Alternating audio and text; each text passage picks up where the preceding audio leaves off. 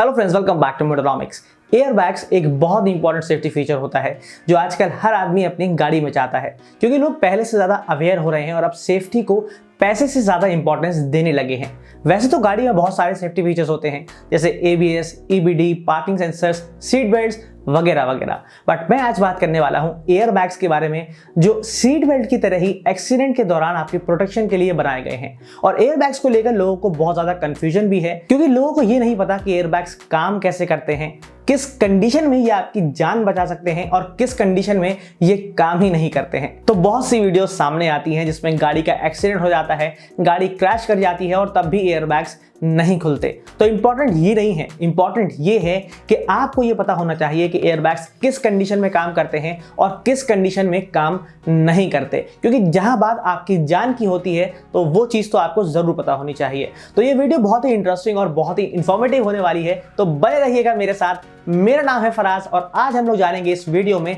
सभी कुछ एयरबैग्स के बारे में।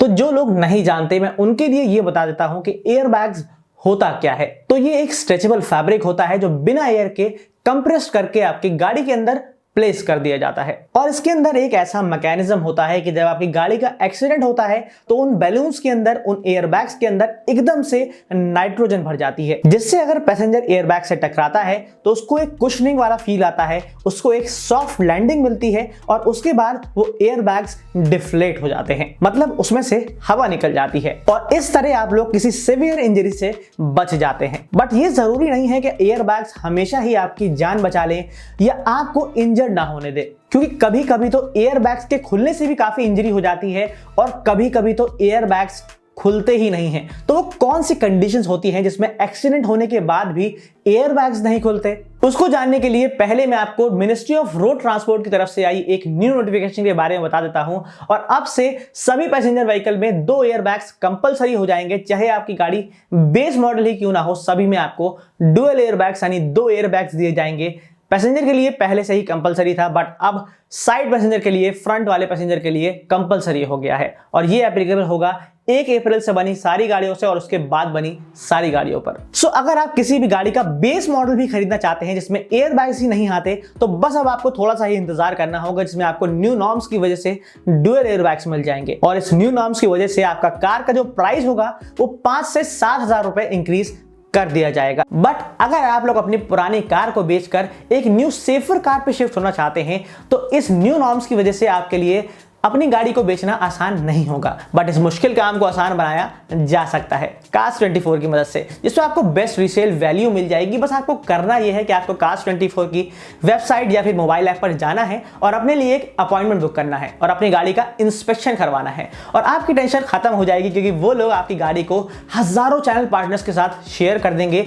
और आपकी गाड़ी पर दुनिया बोली लगाएगी और आपकी गाड़ी के जो हाईएस्ट बोली होगी वो आपकी गाड़ी का प्राइस बन जाएगा। और ये सारा काम आप लोग बहुत ही आसानी से घर बैठे ही करवा सकते हैं और इनफैक्ट आरसी ट्रांसफर जैसे कॉम्प्लेक्स काम भी आप लोग Cars24 की मदद से बिना एक्स्ट्रा कॉस्ट के ही करवा सकते हैं। तो बस देर किस बात की है, आपकी आसानी के लिए मैंने डिस्क्रिप्शन में एक लिंक दे दिया है, जाइए वहां पर अपनी गाड़ी का अपॉइंटमेंट बुक करवाइए और इंस्पेक्शन बुक करवा के अपनी गाड़ी का इंस्पेक्शन करवा लीजिए। तो वो कौन सी कंडीशंस होती हैं जब आपकी गाड़ी का एक्सीडेंट हो जाता है और तब भी आपकी गाड़ी के एयरबैग्स नहीं खुलते, उसको जानने के लिए पहले आपको पता होना चाहिए कि एयरबैग्स काम कैसे करते हैं। तो एयरबैग्स डिप्लॉयमेंट कई सारे फैक्टर्स पर डिपेंड करता है। पहला है इंपैक्ट सेंसर, जो आपकी गाड़ी में लगे हुए होते हैं, जो अक्सर 4 से 5 सेंसर गाड़ियों में होते हैं, जिसमें फ्रंट एंड साइड एयरबैग्स होते हैं। तो अगर आपकी गाड़ी का कोलिजन होता है, टक्कर होती है, तो जो टक्कर होती है वो उस एरिया में लगती है जहां पर सेंसर लगा होता है, तो सेंसर्स एक्टिवेट हो जाते हैं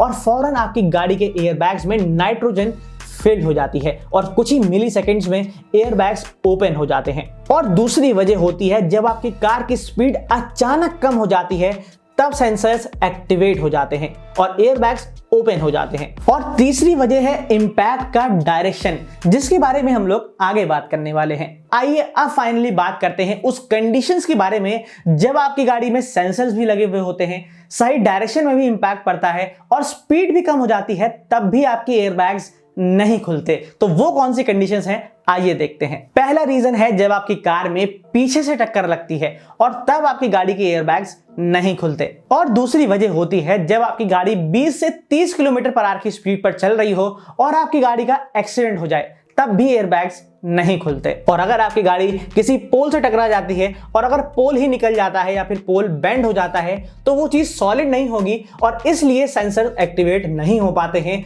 और तब भी आपकी गाड़ी के एयरबैग्स नहीं खुलते हैं। और कुछ एक्सीडेंट्स ऐसे होते हैं जो बहुत खतरनाक होते हैं और उस केसेस में आपकी जान बच पाना भी बहुत मुश्किल हो जाता है। और वो एक्सीडेंट्स होते हैं जब आपकी गाड़ी किसी ट्रक के नीचे घुस जाती है और उस केसेस में भी चांसेस ये होते हैं कि आपकी गाड़ी के एयरबैग्स नहीं खुलेंगे। बट अगर ट्रक की हाइट कम है और आपकी गाड़ी वहां पर टकराई है जहां पर इंपैक्ट सेंसर्स लगे हुए हैं, तब चांसेस होते हैं कि आपकी गाड़ी के एयरबैग्स खुल जाएंगे। तो फोर्थ रीजन यह है कि मान लीजिए आपकी गाड़ी का जो एक्सीडेंट हुआ है उसमें गाड़ी रोल ओवर हो गई है, यानी कई बार पलट चुकी है, और उस केस में भी फ्रंट एयरबैग्स के चांसेस होते हैं कि वो नहीं खुलेंगे। बट ऐसे केसेस में साइड एयरबैग्स काम आते हैं। जिस गाड़ी में साइड एयरबैग्स होते हैं, साइड सेंसर्स लगे हुए होते हैं, ऐसे में साइड एयरबैग्स खुल जाते हैं, एक्टिवेट हो जाते हैं और आपकी जान बचा लेते हैं। बट ये चीज मैन्युफैक्चरर पर डिपेंड करती है। तो कुछ मैन्युफैक्चरर्स ये भी कहते हैं कि ऐसे कंडीशन में भी उनके फ्रंट एयरबैग्स खुल जाते हैं। और एक बहुत ही इंपॉर्टेंट रीजन जिसकी वजह से एयरबैग्स नहीं खुलते और जो हम इंडियंस में बहुत कॉमन है, और वो ये है कि होता क्या है कि लोगों को शौक होता है गाड़ी को मॉडिफाई करवाने का, और उसमें वो लोग क्या करते हैं कि सामने फ्रंट में एक एक्स्ट्रा बम्पर्स लगवा लेते हैं या कुछ गार्ड लगवा लेते हैं या फिर कुछ बार्स वगैरह लगवा लेते हैं जिससे आपकी गाड़ी के एयरबैग्स नहीं खुलते। वो कैसे? क्योंकि होता क्या है कि जो इंपैक्ट सेंसर्स होते हैं वो सामने प्लेस होते हैं। आपकी गाड़ी की जो हेडलाइट्स होती हैं, जो रेडिएटर होता है उसके पास इसको प्लेस किया जाता है। और अगर आपकी गाड़ी पर इंपैक्ट लगता है तो आपको तो लगता है कि मेरे जो ये गार्ड लगे हुए हैं छोटे मोटे स्क्रैचेस से बचा लेंगे, बट अगर आपकी गाड़ी का सीवियर एक्सीडेंट हो जाता है, जबरदस्त एक्सीडेंट हो जाता है, तो उस केस में इंपैक्ट सेंसर तक जो क्रैश सेंसर्स लगे होते हैं उस पर इंपैक्ट सही नहीं पड़ता, जिससे वो लोग सेंट्रल यूनिट तक कम्युनिकेट नहीं कर पाते और आपके एयरबैग्स में नाइट्रोजन नहीं फिल होती और आपकी गाड़ी के एयरबैग्स नहीं खुल पाते हैं। सिक्स्थ रीजन है लिमिटेड इंपैक्ट। मान लीजिए गाड़ी का जो एक्सीडेंट हुआ है वो किसी पोल पे लड़के या किसी पेड़ पर लड़के हुआ है, और उसमें क्या होता है कि ज्यादातर जो इंपैक्ट आता है वो किसी लिमिटेड एरिया में ही आता है, और अगर वहां पर सेंसर्स नहीं लगे हैं